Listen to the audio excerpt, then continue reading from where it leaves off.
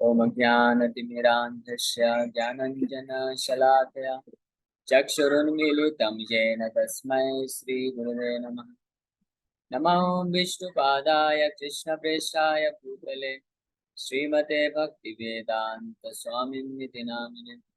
नमस्ते सारस्वती देवे गौरवाणी प्रचारिणे निर्विशेष शून्यवादी पाश्चात्य देशधारिणे।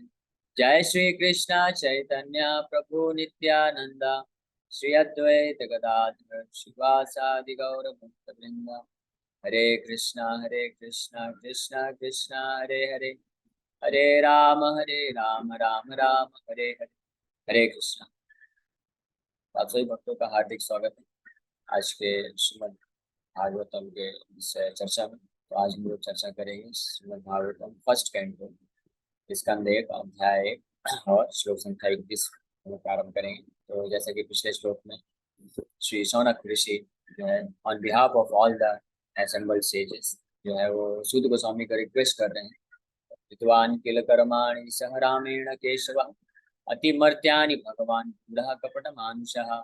जिस प्रकार से भगवान कृष्ण बलराम जी के साथ मिल करके अपने ओरिजिनल स्वरूप परम भगवत्ता को छुपाते हुए गूढ़ा कपट मानुषः, ऐसा कपट मानुषा मतलब अपने आप को एक साधारण मनुष्य की तरह प्रतीत कराते हुए और अपने आप को छुपा के उन्होंने जिन जिन अतिमर्तानी यानी कि विशेष सुपर ह्यूमन एक्टिविटी कर्माणी किया उसका आप कृपा करके वर्णन करें।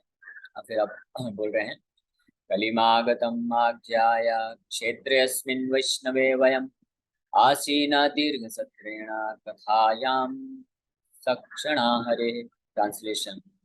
Knowing well that the age of Kali has already begun, we are assembled here in this holy place to hear at great length the transcendental message of Godhead and in this way perform sacrifice. कली मागतम आज्ञाया कि कली प्रारंभ हो चुका है। ये शौनकादि ऋषि इस बात को जान चुके हैं। इसलिए क्षेत्रे अस्मिन् वैष्णवे वयम, इस क्षेत्र नैमिषारण्य क्षेत्र में हम सब भक्त लोग specially meant for the devotee of the lord वैष्णवे वयम आसीना दीर्घ शत्रेणा, यहाँ पे हम लोग असम्बल्ड हुए हैं, एकत्रित हुए हैं। दीर्घ शत्रेणा एक बहुत विशाल या बहुत समय के लिए हजारों वर्षों का प्रण लेके यहाँ पे हम एक सेक्रीफाइस करेंगे। और वो सेक्रीफाइस क्या है? कथायाम सक्षणा हरे हे, भगवान हरि का कथा श्रवण करने का ये हम यज्ञ करना चाहते हैं। यज्ञ संकीर्तन प्राय एजंती ही सुमेध सहा। यहाँ पे ये बता रहे हैं कि जो शौनक आदि ऋषि हैं वो वहाँ पे संबल्ड हुए थे, पहले एकत्रित हुए थे कि यज्ञ फायर सेक्रीफाइस करने के लिए, अग्नि में आहुति दे के यज्ञ करने के लिए, ऐसे हजारों सालों के लिए। और उनका पर्पस उद्देश्य था, उनको कुछ कर्मकांड यज्ञ नहीं करना चाहते थे, वो करना चाहते थे लोकानाम दाय भाव, जो है लोगों के, संसार के लोगों के कल्याण के लिए, विशेष रूप से जो साधु प्रवृत्ति के लोग हैं, जो भक्त लोग हैं। इसलिए यहाँ पे क्षेत्र अस्मिन् वैष्णवे वयम, हम लोग इस क्षेत्र में बहुत विशाल सेक्रीफाइस यज्ञ करना चाहते हैं वैष्णवों के लिए, specially meant for the devotees of the Lord, भगवान विष्णु के भक्तों के लिए। क्योंकि कली आ चुका है, कलयुग आ चुका है, और कली में age of quarrel and hypocrisy, यहाँ पे हर प्रकार के आसुरी प्रवृत्ति बढ़ेंगी और दुष्ट और जो असुर लोग हैं वो परेशान करते ही हैं हमेशा से, लेकिन अब इनकी संख्या में वृद्धि होगी। इसलिए हम यहाँ पे एक फायर सेक्रीफाइस करने के लिए एकत्रित हुए थे। लेकिन वास्तव में जैसे उन्होंने सूत गोस्वामी का दर्शन प्राप्त किया और उनको विशेष रूप से श्री बलदेव बलराम जी, पिछले श्लोक में यहाँ पे आप देख सकते हैं, पिछले श्लोक में वो बोल भी रहे हैं कि कृतवान किल कर्माणि सह रामेण केशव। तो सूत गोस्वामी को विशेष रूप से रिक्वेस्ट कर रहे हैं कि कृष्ण की कथाओं का वर्णन करिए, लेकिन सह रामेण शब्द क्यों यूज कर रहे हैं? ये तो अंडरस्टूड है कि पिछले भी कई श्लोकों में जो है शौनक आदि ऋषि जब सूत गोस्वामी को अनुरोध कर रहे हैं कि आप कृपा करके भगवान के सभी अवतारों के दिव्य लीलाओं का वर्णन करिए, अवतार कथा शुभा, ये हमने देखा था पिछले 2-3 श्लोक पहले। भगवान तो बोलते हैं कि भगवान के कैसे भी अवतार हों वो सब शुभ हैं, तो उन सब का वर्णन करिए। जिसका मतलब भगवान बलराम के लिए भी तो ऑलरेडी उन्होंने पूछ लिया है, लेकिन यहाँ पे विशेष रूप से सह रामेण केशव, कि कृष्ण बलराम सहित जिस प्रकार की लीलाओं का वर्णन किया उनका बताइए। यानी बलराम को भी विशेष रूप से वो याद कर रहे हैं, क्योंकि शौनक आदि ऋषि इस बात को जानते हैं कि जो बलदेव हैं, बलराम हैं, वो ओरिजिनल गुरु हैं और उनकी ही कृपा से हम लोग ये विशाल जो सेक्रीफाइस है, यज्ञ है, संकीर्तन यज्ञ करने जा रहे हैं। और शुद्ध गोस्वामी के माध्यम से हम भगवान के शुद्ध गुणगान को प्राप्त करेंगे। तो ये जो है बलदेव बलराम भगवान की कृपा थी, क्योंकि शुद्ध गोस्वामी के आने के पूर्व जब इन्होंने ये सेक्रीफाइस फायर सेक्रीफाइस करने का प्रण लिया था, संकल्प लिया था, तो उस वक्त रोमहर्षण सुता शुद्ध गोस्वामी के जो पिताजी हैं, उनको व्यास गद्दी पे बैठाया था कि वो डायरेक्शन करेंगे, डायरेक्शन देंगे किस प्रकार से ये सेक्रीफाइस करना है। लेकिन जब बलराम जी, जब महाभारत के युद्ध प्रारंभ हुआ था, तो कृष्ण तो पांडवों की तरफ से हो गए, लेकिन बलराम जी जो है वो दुर्योधन उनका फेवरेट डिसाइपल था, बहुत ही प्रिय शिष्य था। इसलिए बलराम जी दुर्योधन के विरुद्ध में नहीं जाना चाहते थे, और पांडवों के विरुद्ध तो जा नहीं सकते हैं क्योंकि स्वयं कृष्ण खड़े हैं। तो इसलिए पांडव भी उनके भक्त है, महान भक्त है। तो इसलिए बलराम जी ने ये निश्चय किया था कि मैं इस युद्ध में भाग नहीं लूंगा, मैं जो तीर्थ पर्यटन के लिए निकल जाऊं। तो बलराम जी तीर्थ स्थान के भ्रमण के लिए निकल जाते हैं। ये बहुत विशेष लीला एक देखने को मिलती है, चाहे वो बलराम जी हो और या नित्यानंद प्रभु। नित्यानंद प्रभु भी इस प्रकार से अपना घर त्याग करके तीर्थ पर्यटन में निकल गए थे। और नित्यानंद प्रभु के पूर्व विश्वरूप चैतन्य महाप्रभु के जो बड़े भाई हैं वो नित्यानंद प्रभु ही हैं, बलराम के ही वो विस्तार हैं, बलराम ही हैं। तो बलराम विश्वरूप के रूप में जब आए तो उन्होंने भी 13 साल की उम्र में संन्यास लेके तीर्थ पर्यटन के लिए निकल गए, और पूरा तीर्थ स्थान का भ्रमण करते करते करते करते फाइनली वो यहाँ पे आते हैं, अपना पंढरपुर में आते हैं। पंढरपुर में फिर वो दीक्षा ग्रहण करते हैं, और उनका नाम पड़ता है शंकरानंद, शंकरारण्य। और इस प्रकार से वो वहीं पे फिर वहां से जो है चले जाते हैं अपने धाम को वापस। तो इस प्रकार से हम देखते हैं कि नित्यानंद प्रभु, बलराम और विश्व रूप के रूप में जब भी आते हैं भगवान, और लक्ष्मण के रूप में भी देखें तो भगवान जो लक्ष्मण है, भगवान राम के साथ मिलके हर जगह तीर्थ स्थानों में पर्यटन करते हैं, जाते हैं, वनवास जाते हैं। तो ये ऐसा लगता है, ऐसा प्रतीत होता है कि भगवान बलराम बलदेव जी का ये फेवरेट पास टाइम है कि वो जब भी आते हैं अवतार लेके तो तीर्थ स्थानों का भ्रमण जरूर करते हैं। जैसे ये बात सूचित होता है कि बलराम जो हैं, भगवान बलराम, वो बहुत ही दयालु हैं, और ओरिजिनल गुरु होने के नाते, आचार्य होने के नाते हर तीर्थ स्थान में जाके वो धर्म को स्टेब्लिश करते हैं कि किस प्रकार से तीर्थ स्थान का भ्रमण करना चाहिए। और जो है तीर्थी कुर्वन्ति तीर्थानि, तीर्थों को भी शक्ति प्रदान करते हैं। जो भागवत में ऐसा वर्णन है, यस्यात्म बुद्धे कुनपे त्रिधातुके स्वदित कलत्रादिशु भौम इच्छति, ये तीर्थ बुद्धि करिरे न कर सलिले न कर चेत जनेशु अभिज्ञेषु सएव गोखरा। ये 3 प्रकार की जिसके पास बुद्धि होती है, देहात्म बुद्धि, वो जो है जानवर की तरह कंपेयर किया गया है ना। ये जिसमें एक आता है यस्यात्म बुद्धि कुनपे त्रिधातु के, अपने शरीर, अपने आप को, ये शरीर कुनपे त्रिधातु के, 3 धातु कप पित्त वायु से बने हुए शरीर को अपना मानना कि मैं ये शरीर हूँ, ये जो है देहात्म बुद्धि का लक्षण है। ये तीर्थ बुद्धि सलिले न कर।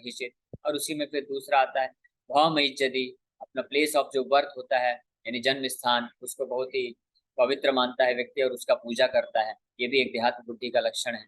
और तीसरा बताते हैं कि जो तीर्थ बुद्धि सलिले, सलिले मतलब वहां पे जल जाके जल में स्नान करना, कुंड में स्नान करना, नदी में स्नान करना, यही उनकी तीर्थ यात्रा का मतलब होता है। तीर्थ बुद्धि का मतलब कि तीर्थ स्थान में गए, वृंदावन प्रयागराज या कहीं तीर्थ में गए, धाम में गए, तो वहां पे जाके बस अपना माथा टेक लेना और नदी में स्नान कर लेना, बस। न करहि चेत जग जनेषु अभिज्ञेषु, लेकिन वहां पे उपस्थित जो भगवान के शुद्ध वैष्णव हैं, उनका संग प्रयास करने का उनका उद्देश्य नहीं होता है कि उनसे जाके कुछ हम शिक्षा प्राप्त कर लें। तो ऐसे कौन लोग करते हैं जो जानवर प्रवृत्ति के या देहात्म बुद्धि में पड़े रहते हैं। तो ऐसे देहात्म बुद्धि में पड़े हुए जीवों का उद्धार करने के लिए भगवान बलराम जब जब आते हैं तो अपने माध्यम से शिक्षा देते हैं कि किस प्रकार से तीर्थ स्थान में जाके क्या करना चाहिए। तीर्थ स्थान या धाम में जाने का असली लाभ जो है, असली फल है, वो प्राप्त होता है जब हम वहां पे जाके किसी शुद्ध वैष्णव, प्रामाणिक वैष्णव, प्रेमी भक्त जो है भगवान का, उनका संग प्राप्त करके उनसे हम कुछ उपदेश प्राप्त करते हैं, शिक्षा प्राप्त करते हैं कि किस प्रकार से हम भगवान की भक्ति में आगे बढ़े, भौतिक आसक्ति हमारा नष्ट हो, और ये जो धाम है, तीर्थ हम जहाँ पे आए हैं, इसको अपने साथ हम अपने हृदय में लेके चले जाएं, और हमेशा स्मरण रखें, धाम की सेवा करें, और भगवान और वैष्णवों की सेवा करें। ये है तीर्थ स्थान, तीर्थ पर्यटन का प्रभाव। इसी बात को बलराम जी जो है स्टेब्लिश करने के लिए, क्योंकि भगवान कृष्ण बोले गीता में, धर्म संस्थापनार्थाय संभवामि युगे युगे, तो वो कार्य तो बलराम जी का भी है, नित्यानंद प्रभु का भी है, क्योंकि वो दोनों जो है बलराम, भगवान बलराम या नित्यानंद प्रभु जो है कृष्ण के बिल्कुल हूबहू कृष्ण जैसा इच्छा करते हैं उस हिसाब से उनको लीला में सहायता देते हैं, सहायक होते हैं। इसलिए बलराम जी जो हैं उनसे और कोई बड़ा सेवक नहीं हो सकता है भगवान कृष्ण का, क्योंकि वो कृष्ण को हर रस में सेवा करते हैं। शांत रस में वो कृष्ण के आभूषण बनते हैं, कपड़े बनते हैं, उनका सही आसन बनते हैं। भगवान विष्णु जब लेटते हैं तो अनंत शेष बनते हैं। भगवान के अलग अलग लीलाओं में सहायक होने वाले जितने भी पैराफर्नेलिया हैं भगवान बलराम ही बनते हैं उनको सहायता करने के लिए। फिर दास्य रस में भी सेवा करते हैं, और साख्य रस में, वात्सल्य रस में और माधुर्य रस में भी भगवान बलराम कृष्ण का सेवा करते हैं, कृष्ण की इच्छा को पूर्ण रूप से जानते हुए उनकी प्रसन्नता के हेतु। इसी प्रकार इसीलिए जब जब भगवान कृष्ण ये डिसाइड करते हैं कि धर्म संस्थापनार्थ आए, धर्म की स्थापना करने के लिए मुझे जाना है, तो बलराम उनके साथ साथ आते हैं और उनके इस कार्य में सहायता प्रदान करते हैं। इसीलिए यहाँ पे इस श्लोक में सौनकादि ऋषि बोल रहे सह रामेण केशवा, कि राम भगवान बलराम के साथ मिलकर भगवान कृष्ण ने जो जो लीलाएं किया और जिनका प्रयोजन है कि इस धर्म की स्थापना की जाए, उनका आप वर्णन करिए। तो मैं इस बात को लेकर बता रहा था कि किस प्रकार से महाभारत के युद्ध के टाइम पे भगवान बलराम जो है वो निकल पड़े पर्यटन के लिए। तो महाभारत के युद्ध में, कुरुक्षेत्र के युद्ध में भगवान कृष्ण जो है गीता बोल के धर्म की स्थापना कर रहे हैं, है ना। और उन्हीं के दूसरे स्वरूप भगवान बलराम जो उनसे अभिन्न है, वो भी क्या कर रहे हैं, पर्यटन करके जो भगवान गीता बोलने वाले हैं, तो उस और भागवत भी विशेष रूप से उसको किस प्रकार से लोगों तक पहुंचाना है, इसका इस प्रयोजन से निकल चले और आगे पर्यटन करते करते यहाँ नैमिषारण्य नामक स्थान में आ गए, तो जहाँ पे हजारों की संख्या में शौनक आदि ऋषि उपस्थित थे और रोमहर्षण सूता व्यास गद्दी पे बैठ कर उनको डायरेक्शन कर रहे थे कि किस प्रकार से यज्ञ को सफलतापूर्वक करना चाहिए। तो भगवान बलराम जब वहां पे पहुंचे तो रोमहर्षण सूता प्रॉपर रिस्पेक्ट नहीं दिखा पाए, तो इसलिए भगवान बलराम जो है उनको पनिशमेंट देते हैं, तो उनका वध कर देते हैं। फिर जब इन ऋषियों के ऊपर कृपा करने के लिए, इनके ऊपर दया करने के लिए भगवान बलराम रोमहर्षण सूता के पुत्र सूत गोस्वामी को एम्पावर करते हैं, शक्ति प्रदान करते हैं और उनसे भागवत प्रकट कराने का ये विशेष प्रयोजन जो है भगवान बलराम के द्वारा किया गया है। इसलिए जो यहाँ पे फिर शौनक आदि ऋषि हैं विशेष रूप से भगवान बलराम को याद करते हुए जो है उनकी दिव्य लीलाओं को श्रवण करना चाहते हैं, और यानी भगवान बलराम को आदि गुरु के रूप में स्वीकार करके उनके बारे में भी श्रवण करना चाहते हैं। और वहीं से जो है उनका हृदय जो है परिवर्तित होता है। पहले तो वो फायर सेक्रीफाइस करने के लिए जुटे थे, लेकिन भगवान बलराम जब इस प्रकार से सूत गोस्वामी को अपॉइंट करते हैं, उनको शक्ति एम्पावर करते हैं, और भगवान बलराम ये भविष्यवाणी करते हैं कि सूत गोस्वामी आएंगे सुखदेव गोस्वामी की सभा से, वो भागवत का ज्ञान प्राप्त करके आएंगे। वेद व्यास जी से भी उन्होंने पूर्ण शिक्षा प्राप्त किया है, तो वो पूरी तरह से योग्य हैं आप सबको जो है जो निश्चित रूप में भक्ति योग का संकीर्तन यज्ञ के माध्यम से आपके इस यज्ञ को सफल करेंगे। तो यज्ञ की वास्तविक सफलता क्या है? संकीर्तन यज्ञ करना ही यज्ञ की वास्तविक सफलता है। बाकी जो हवन कुंड में अग्नि डाल के मंत्रोच्चारण करके करने वाला जो यज्ञ है वो केवल ऑफिशियल है, रिचुअल है, वो केवल एक रीति रिवाज है। और विशेष रूप से इस कलयुग में अगर वो नहीं भी करेंगे तो कोई नुकसान नहीं है, लेकिन ये संकीर्तन यज्ञ तो निश्चित रूप में चलना ही चाहिए। तो कलयुग के प्रारंभ से ही हम देख सकते हैं इस बात का प्रिडिक्शन हो गया, और भागवत जब सत्र चालू होगा तो इसमें 11वें स्कंद में और विशेष रूप से ये बताया जाएगा। तो इसलिए सौनक आदि ऋषि यहाँ पे पूर्ण रूप से इच्छुक हैं और ये बता रहे हैं कि आसीन दीर्घ सत्रेणा, कि आप कृपा करके पूरा विस्तार से इस संकीर्तन यज्ञ का महिमा का बखान करिए और भगवान के दिव्य लीलाओं का कथा श्रवण कराइए, क्योंकि हम लोग आसीना दीर्घ सत्रेणा, हमने ये व्रत लेके हम आए हैं कि हम लोग दीर्घ सत्र लंबे समय तक यहाँ पे रहने वाले हैं। अभी हमको कोई जॉब करने नहीं जाना है। ऑफ कोर्स वो तो सौनक आदि ऋषि लोग, ब्राह्मण लोग हैं, वो तो जॉब वैसे भी नहीं करते, लेकिन जो भी उनका पठन पाठन यजन याजन दान प्रतिग्रह जो ब्राह्मण के कुछ कर्म होते हैं, नित्य कर्म होते हैं, बोले वो सब भी हम अभी साइड में रख के केवल हम आसीन दीर्घ सत्रेणा, आपके मुख से हम भगवान कृष्ण सह रामेण केशव, हम उसका श्रवण करने के लिए बिल्कुल आतुर हैं। कथायाम सक्षणा हरे है, इस समय पे हम लोग पूरी तरह से भगवान हरे कृष्ण की कथा को सुनने के लिए बहुत आतुर हैं। और विशेष रूप से हम ये करना चाहते हैं उन वैष्णवों को, उन साधु प्रवृत्ति के लोगों को जो इस अभी पृथ्वी में उपस्थित हैं, लेकिन अभी कली कली भी आ चुका है, तो उनके कल्याण के लिए, उनकी रक्षा के लिए, और बाकी जो साधु प्रवृत्ति के नहीं भी हैं, राक्षसी प्रवृत्ति के भी हैं भी, जैसे असुर प्रवृत्ति के भी हैं, तो उन लोगों वो लोग भी जब इस भागवत कथा का श्रवण करेंगे तो धीरे धीरे वो भी साधु बन पाएंगे। इस प्रयोजन से यहाँ पे वो ये रिक्वेस्ट कर रहे हैं। This age of Kali is not at all suitable for self-realization, as was Satyuga, the golden age, or Treta, or Dwapar Yuga, the silver and the copper ages. For self-realization, the people in Satyuga, living a lifetime of 100 years, were able to perform prolonged meditation. सतयुग में ये लक्षण होता था, लेकिन अभी जो as of कली है ये बिल्कुल भी सुटेबल नहीं है आत्म साक्षात्कार के लिए। And in Treta Yuga, when the duration of life was 10,000 years, self-realization was attained by performance of great sacrifice. सतयुग में लोग बहुत ध्यान योग करके सेल्फ रियलाइजेशन आत्म साक्षात्कार प्राप्त करते थे, और त्रेता युग में जो है हजारों, जिसमें 10,000 साल लोग जीते थे, और सतयुग में 1,00,000 साल उनकी आयु थी। तो ऐसे सतयुग में भी में मेडिटेशन यानी ध्यान योग, अष्टांग योग करना संभव हो पाता था, क्योंकि इसके लिए लंबा समय चाहिए। और त्रेता युग में भी यज्ञ करना, आहुति देना, इसके लिए लंबा समय चाहिए, 10,000 साल लोग जीते थे, किया जा सकता था। And in Dwapar Yuga, when the duration of life was 1,000 years, self-realization was attained by worship of the Lord. द्वापर युग में भी भगवान जो आत्म साक्षात्कार है, आत्म साक्षात्कार का मतलब होता है कि अपने बारे में सही पहचान होना कि मैं कौन हूँ, और मैं कौन हूँ, जीवेर स्वरूप है कृष्णेर नित्य दास, मैं भगवान का नित्य दास हूँ। इस बात को रियलाइज करने के लिए, इसका साक्षात्कार प्राप्त करने के लिए सतयुग, द्वापर, त्रेता, कलयुग में अलग अलग विधियां हैं, साधन है ना। और फिर वो साधन को करने के बाद जब व्यक्ति आत्म साक्षात्कार को प्राप्त कर लेता था, तो वहां से फिर उसका ब्रह्म भूत प्रसन्नता न सोचती न कांक्षति समः सर्वेषु भूतेषु मद भक्तिम लभते परा। वहां से भगवान की प्रेम भक्ति, शुद्ध भक्ति की अवस्था चालू होती। फिर वहां से लोग फिर भगवान के कथा श्रवण कीर्तन, नाम जप और भगवान की प्रैक्टिकल सर्विसेज में एंगेज होते थे। लेकिन इस कलयुग में, but in the Kali Yuga, the maximum duration of life being 100 years only, and that combined with various difficulties, the recommended process of self-realization is that of hearing and chanting of the holy name, fame and pastimes of the Lord. इसलिए but लेकिन इस कलयुग में अवस्था इतनी खराब हो चुकी है, इस कलयुग में लोगों के पास 100 साल भी नहीं बचे हैं, और लोगों के पास उतना शक्ति नहीं होता, उतना बुद्धि नहीं होता, उतना शुद्धता नहीं होता कि वो लोग और किसी साधन के का मदद लेकर के पहले अपने आप को शुद्ध करके फिर उसके बाद भगवान का भक्ति योग करें, श्रवण कीर्तनम करें। इसलिए भगवान बहुत दयालु हैं, भगवान कृपा करके जो है इस कलयुग में बाकी सारे साधनों को एक साइड कर दिए हैं, और इस कलयुग में डायरेक्ट जो प्रोसेस है, जो कि मुक्त होने के बाद भक्ति योग, परम भक्ति, श्रवणम कीर्तनम कर दिया जाता था, जो साध्य होता था, उसी साध्य को भगवान ने इस कलयुग में साधन बना दिया है कि ये साधन के रूप में आप इस्तेमाल करके अपने हृदय को पूर्ण शुद्ध करो, और फिर यही साध्य आपको मिलेगा। तो इस प्रकार से यहाँ पे ये प्रदान किया गया भगवान की कृपा से। The sages of Naimisharanya began this process in a place meant specifically for the devotees of the Lord. They prepared themselves to hear the pastimes of the Lord over a period of 1,000 years.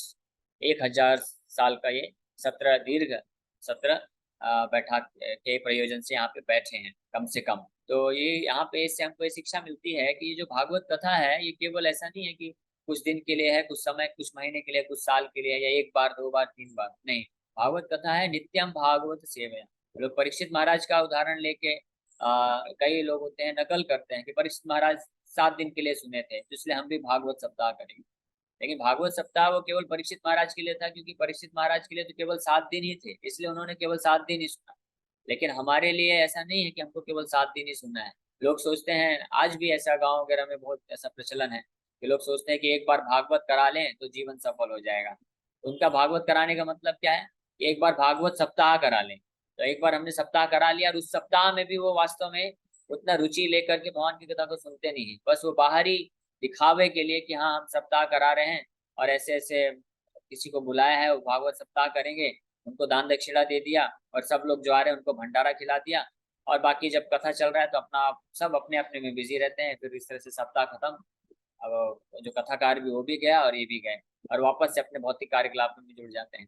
तो वास्तव में ऐसे भागवत सप्ताह का कोई खास फर्क नहीं पड़ता, कोई खास फायदा नहीं मिल पाता है, क्योंकि इसमें जो है, जो मेन उद्देश्य है कि भगवान का कथा सुन के भगवान के प्रति आसक्ति विकसित करना, इस उद्देश्य की पूर्ति नहीं हो पाती है। लेकिन यहाँ पे जो सौनक आदि ऋषि हैं, एकत्रित हैं, तो इनके उदाहरण से हमको ये पता चलता है कि वास्तव में भागवत सप्ताह का पर्पस है, उद्देश्य है कि हम भगवान के बारे में श्रवण कीर्तन लगातार कंटिन्यूअस करते ही जाएं, और अपने आप को भौतिक आसक्ति से, भौतिक संसार की आसक्ति से निकाल के भगवान के प्रति पूर्ण रूप से नित्य उनकी सेवा में अपने आप को संयुक्त कर सकें, ये है उद्देश्य। तो इसलिए यहाँ पे शौनकादि ऋषि रिक्वेस्ट कर रहे हैं। By the example of these sages, one should learn that regular hearing and recitation of the Bhagavatam is the only way for self-realization, especially in this age में, इस कलयुग में।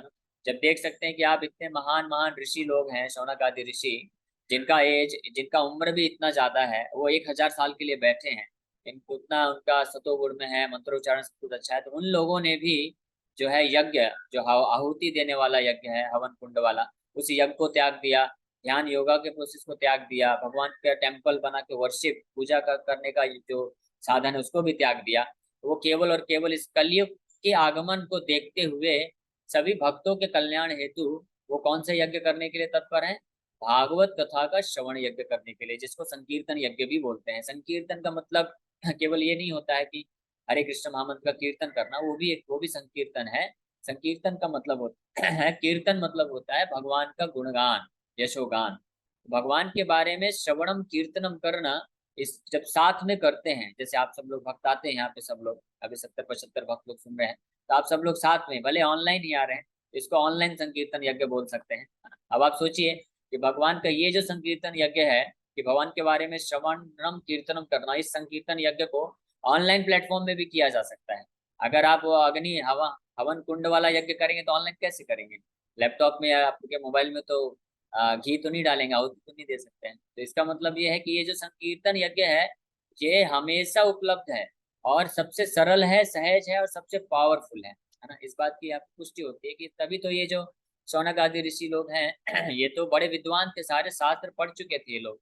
भगवान बलराम स्वयं इनकी सभा में आ रहे हैं, इनको गाइड करने के लिए, निर्देशन देने के लिए। फिर भगवान, इसीलिए तो भगवान बलराम के प्रेरणा से, भगवान बलराम के आशीर्वाद से इन लोगों ने अपना वो जो पुराना विचार है कि हम यहाँ पे बैठ के यज्ञ करेंगे, अग्नि में आहुति देंगे, मंत्रोच्चारण करेंगे, उसको त्याग करके और क्या करने बैठ गए, किस चीज के लिए तैयार हो गए?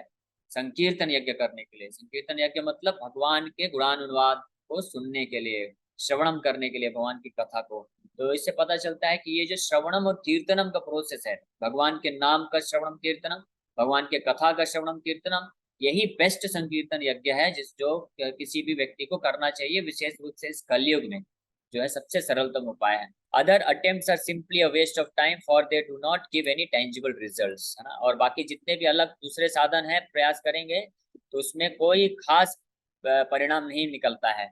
अब आगे आगे आने वाले श्लोकों में शौनक आदि ऋषि इस बात को अपने शब्दों में खुद बोलेंगे। क्यों बोलेंगे? कि हम लोग तो यहाँ पे यज्ञ करने के लिए बैठे थे, हवन में आहुति दे रहे थे, लेकिन उसका रिजल्ट, केवल परिणाम क्या मिल रहा था? कि हमारा बस मुंह काला हो रहा था, क्योंकि यज्ञ करते हैं, अग्नि में आहुति देते हैं तो धुआं निकलता है ना।